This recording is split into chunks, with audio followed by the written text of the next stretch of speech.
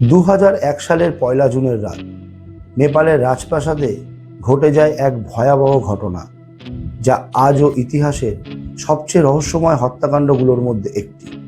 সেই রাতে নির্মমভাবে হত্যা হয় নেপালের রাজা বীরেন্দ্র, রানী ঐশ্বর্য সহ রাজপ্রাসাদের আরও বহু সদস্য। কিন্তু আশ্চর্যের বিষয় হলো, এই ঘটনা ঘটার কয়েকদিন আগেই নেপালের মানুষের মধ্যে ছড়িয়ে পড়েছিল এক অদ্ভুত কথা। অনেকে বলেছিলেন নেপালের জীবন্ত দেবী নাকি রাজাকে আশীর্বাদ দিতে অস্বীকার করেছিলেন। নেপালে শত শত বছর ধরে বিশ্বাস করা হয় এই ছোট্ট মেয়েটি দেবী তালেজু ভবানীর অবতার। তার আশীর্বাদ ছাড়া নাকি কোনো রাজা সিংহাসন ধরে রাখতে পারে না। কিন্তু প্রশ্ন হলো, কিভাবে একটি ছোট্ট মেয়েকে দেবী বানানো হয়, কিভাবে তাকে নির্বাচন করা হয়, আর সত্যি কি নেপালের সেই রাজপরিবারের ভয়াবহ রাতের সাথে এই দেবীর অভিশাপ জড়িয়ে আছে? নমস্কার, আমি দেবজিৎ। আজ আমরা জানব নেপালের সেই জীবন্ত কুমারী দেবীর রহস্যময় ইতিহাস। আমাদের এই ভিডিওটি যারা দেখছেন তারা অনুগ্রহ করে আমাদের চ্যানেলটিকে সাবস্ক্রাইব করে দিন, কারণ এই ধরনের ভিডিওগুলি বানাতে আমাদের অনেক পরিশ্রম করতে লাগে। তাই আপনারা যদি আমাদের চ্যানেলটিকে সাবস্ক্রাইব করে আমাদের পাশে থাকেন, তাহলে আগামীতে আমরা ভিডিও বানাতে আরও আগ্রহী হব। নেপালের রাজধানী কাঠমান্ডু শহরের মাঝখানে অবস্থিত আছে একটি প্রাচীন প্রাসাদ। এই বাড়িটির নাম কুমারী ঘর। বাইরে থেকে দেখলে এটাকে একটি ঐতিহাসিক ভবন মনে হতে পারে, কিন্তু এর ভেতরে বাস করে এক জীবন্ত দেবী। হ্যাঁ, এখানেই বাস করে নেপালের সেই রহস্যময় কন্যা, যাকে পুরো দেশ জীবন্ত দেবী কুমারী হিসেবে পুজো করে। সে কোনো সাধারণ শিশু নয়। তার পা মাটিতে পড়তে দেওয়া হয় না, তাকে স্কুলে যেতে দেওয়া হয় না। তার সামনে নতজানু হয় দেশের সাধারণ মানুষ থেকে রাজা পর্যন্ত। নেপালের মানুষের বিশ্বাস, এই ছোট্ট মেয়েটির শরীরেই বাস করে দেবী তালেজু ভবানী। কিন্তু প্রশ্ন হলো, এই দেবীর উৎপত্তি হলো কোথা থেকে? কেনই বা একটি ছোট্ট মেয়েকে দেবীর আসনে বসানো হয়? এই রহস্যের উত্তর লুকিয়ে আছে শত শত বছরের অদ্ভুত এক কিংবদন্তির মধ্যে। আর সেই গল্প শুরু হয় নেপালের প্রাচীন রাজাদের সময় থেকে। সেই গল্পে আছে দেবী, রাজা এবং ভয়ঙ্কর এক অভিশাপ, যেটা এখনো পর্যন্ত রাজপ্রাসাদকে ঘিরে রেখে দিয়েছে। নেপালে কুমারী দেবীর প্রথা হঠাৎ করে তৈরি হয়নি। এর পেছনে আছে শত বছরের পুরনো এক রহস্যময় কাহিনী। এই কাহিনীর একদিকে ছিলেন নেপালের এক শক্তিশালী মল্ল রাজা ত্রৈলোক্য মল্ল, আর অন্যদিকে ছিলেন নেপালের রাজপরিবারের রক্ষাকর্ত্রী দেবী তালেজু ভবানী। ইতিহাসবিদদের মতে নেপালের রাজারা বিশ্বাস করতেন যে তাদের রাজ্য স্বয়ং দেবী তালেজু ভবানী রক্ষা করেন। কিন্তু এক অদ্ভুত ঘটনা ধীরে ধীরে জন্ম দেয় নেপালের জীবন্ত দেবী কুমারী প্রথা। বলা হয় দেবী তালেজু ভবানী নাকি প্রত্যেক দিন গভীর রাতে এসে মল্ল রাজা ত্রৈলোক্য মল্লের সাথে দেখা করতেন। দুজনের মধ্যে চলত গোপন আলোচনা এবং দুজনে বসে পাশাও খেলতেন। কিন্তু একদিন ঘটে যায় এক অদ্ভুত ঘটনা। রাজা নাকি হঠাৎ করেই দেবীর প্রতি মানবিক আকর্ষণ অনুভব করেন। দেবী ক্রুদ্ধ হয়ে ওঠেন। তিনি রাজাকে বলেন, এখন থেকে আমি আর তোমার সামনে এইভাবে উপস্থিত হব না। এরপর দেবী অদৃশ্য হয়ে যান, কিন্তু যাওয়ার আগে তিনি রাজার সামনে একটি ভবিষ্যৎবাণী রেখে যান।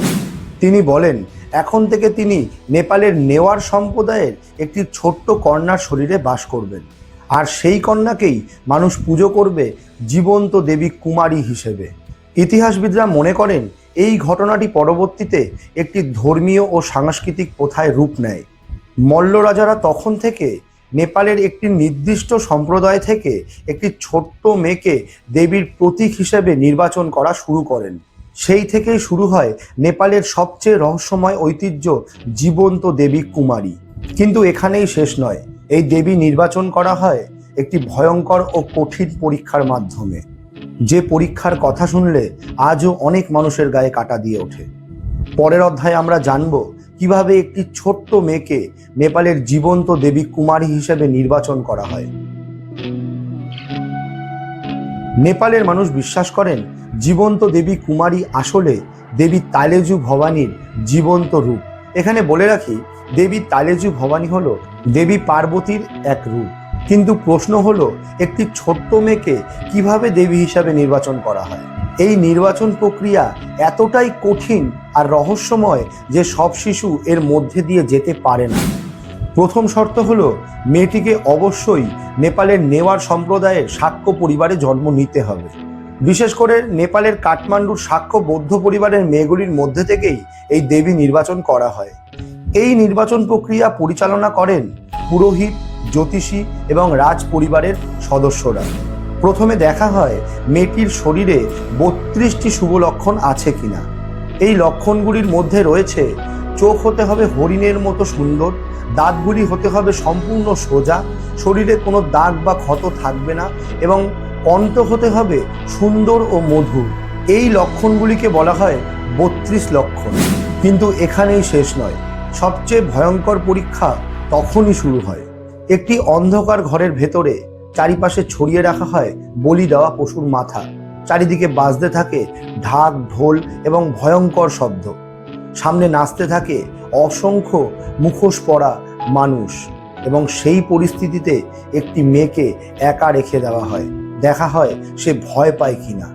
কারণ নেপালের বিশ্বাস অনুযায়ী যেই মেয়েটি ভয় পাবে না তার মধ্যেই দেবী তালেজু ভবানী বাস করেন।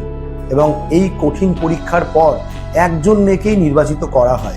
তারপর তাকে নিয়ে যাওয়া হয় কাঠমান্ডুর সেই রহস্যময় প্রাসাদে, যার নাম কুমারী ঘর।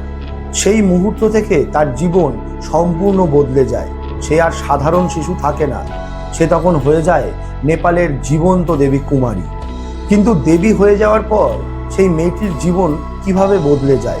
সে কি সাধারণ শিশুদের মতো জীবন কাটাতে পারে, নাকি দেবীর এই আসন তার জন্য হয়ে ওঠে এক অদ্ভুত বন্দিত্ব? এই প্রশ্নগুলোর উত্তর লুকিয়ে আছে পরের অধ্যায়ে। একবার কোনো মেয়েকে কুমারী হিসেবে নির্বাচন করলে তার জীবন সম্পূর্ণরূপে বদলে যায়। সে আর সাধারণ শিশু থাকে না। তাকে নিয়ে যাওয়া হয় কাঠমান্ডুর সেই ঐতিহাসিক প্রাসাদ কুমারী ঘরে। এই প্রাসাদ হয়ে ওঠে তার কাছে এক নতুন পৃথিবী। এই মুহূর্ত থেকে সে সাধারণভাবে আর বাইরে যেতে পারে না, স্কুলেও যেতে পারে না এবং বন্ধুদের সাথে খেলতেও পারে না। কারণ নেপালের বিশ্বাস অনুযায়ী এই জীবন্ত দেবীর পা মাটিতে পড়া উচিত নয়। যখন তাকে বাইরে নিয়ে যাওয়া হয়, হয়তো কোলে অথবা সোনার পালকিতে করে নিয়ে যাওয়া হয়। তার পোশাকও সম্পূর্ণ আলাদা। সবসময় লাল পোশাক, কপালে লাল বড় তিলক এবং চোখে সেই বিখ্যাত মেকআপ। এই সাজই তাকে আলাদা করে দেয় একজন সাধারণ শিশু থেকে। বছরে নির্দিষ্ট কিছু উৎসবে নেপালের হাজার হাজার মানুষ তার দর্শনের অপেক্ষা করে। বিশেষ করে নেপালের সবচেয়ে বড় উৎসব ইন্দ্রযাত্রার সময়। সেই সময়ে তাকে সোনার রথে বসিয়ে পুরো শহর ঘোরানো হয়। মানুষ বিশ্বাস করে যদি জীবন্ত দেবী কুমারীর আশীর্বাদ পাওয়া যায় তাহলে জীবনে সৌভাগ্য নেমে আসে। একসময় নেপালের রাজারাও তার সামনে মাথা নত করতেন এবং এখন নেপালের রাষ্ট্রপতিও তার সামনেই মাথা নত করেন।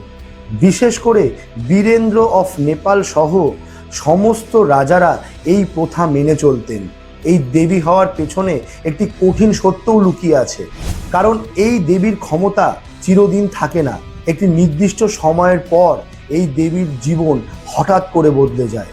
আর সেই মুহূর্তটি আসে প্রথম যখন তার শরীর থেকে রক্ত বের হয়। তারপর কি হয়? কেন তখন থেকেই শেষ হয়ে যায় একজন জীবন্ত দেবীর জীবন? এই রহস্য জানবো পরের অধ্যায়ে।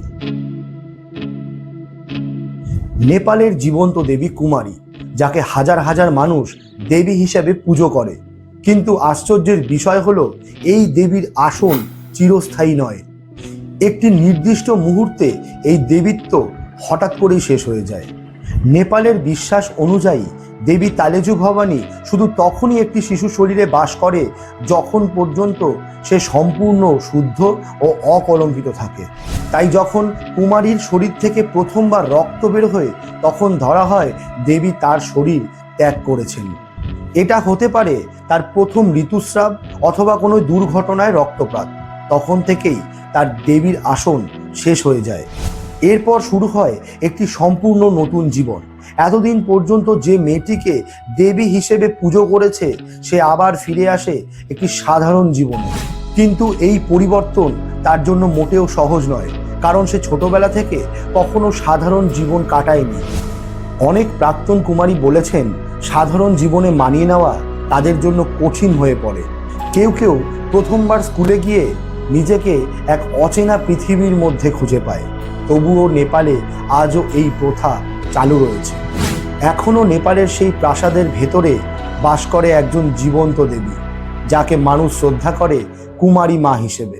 কিন্তু এখানেই কাহিনীর শেষ নয়, কারণ নেপালের ইতিহাসে এমন একটি ঘটনা আছে যা এই দেবীর রহস্যকে আরও গভীর করে তোলে।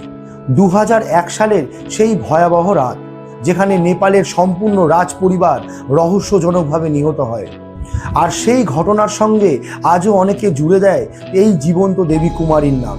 সত্যি কি কোনো সম্পর্ক আছে, নাকি এটা শুধু মানুষের বিশ্বাস? এই ঘটনা জানতে গেলে আমাদের ফিরে যেতে হবে 2001 সালের সেই ভয়ঙ্কর রাতে।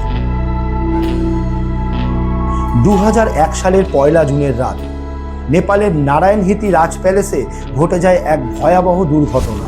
সেই রাতে রাজপ্রাসাদে চলছিল এক রাজকীয় নৈশভোজ, আর সেই সময় মাত্র কয়েক মিনিটের মধ্যেই সম্পূর্ণ রাজপ্রাসাদ রক্তে ভেসে যায়। সরকারি তদন্ত অনুযায়ী এই হত্যাকাণ্ডের জন্য দায়ী ছিলেন যুবরাজ দীপেন্দ্র। অভিযোগ ছিল তিনি নিজের পরিবারকে গুলি করে হত্যা করেন। এই ঘটনায় নিহত হন নেপালের রাজা বীরেন্দ্র, রানী ঐশ্বর্য সহ রাজ পরিবারের আরও বহু সদস্য। গুলি করার পর তিনি নিজেও তার মাথায় গুলি করে আত্মহত্যার চেষ্টা করেন। 3 দিন কোমায় থাকার পর অবশেষে তারও মৃত্যু হয়। কিন্তু অনেক মানুষ আজও এই ব্যাখ্যাকে সম্পূর্ণ বিশ্বাস করতে পারেন না। এই ঘটনার আগে নেপালে ছড়িয়ে পড়েছিল এক অদ্ভুত কথা। অনেকে দাবি করেছিল রাজা বীরেন্দ্র নাকি এক সময় নেপালের ওই জীবন্ত দেবী কুমারীর কাছে আশীর্বাদ নিতে গিয়েছিলেন, কিন্তু দেবী তাকে আশীর্বাদ দিতে অস্বীকার করেন। নেপালের প্রাচীন বিশ্বাস অনুযায়ী যদি কোনো রাজা দেবী কুমারীর আশীর্বাদ থেকে বঞ্চিত হন, তাহলে তার রাজত্ব বিপদের মুখে পড়তে পারে। কয়েক মাস পরে নেপালের ইতিহাসে ঘটে যায় এক ভয়ঙ্কর সেই ঘটনা। তাই অনেক মানুষের মনে আজও প্রশ্ন, এটা কি শুধুই পারিবারিক ট্র্যাজেডি, নাকি নেপালের ইতিহাসে আরও কোনো গভীর রহস্য লুকিয়ে আছে? আর সেই রহস্য কি কোনোভাবে জড়িয়ে আছে নেপালের এই জীবন্ত দেবী কুমারীর সঙ্গে? এই প্রশ্নের উত্তর আজও সম্পূর্ণভাবে স্পষ্ট নয়, কিন্তু একটি বিষয় নিশ্চিত, নেপালের জীবন্ত দেবী কুমারী আজও বিশ্বের সবচেয়ে রহস্যময় ধর্মীয় প্রথাগুলির মধ্যে একটি। আর সেই রহস্যই আজও মানুষকে টেনে নিয়ে যায় কাঠমান্ডুর সেই প্রাচীন প্রাসাদের সামনে।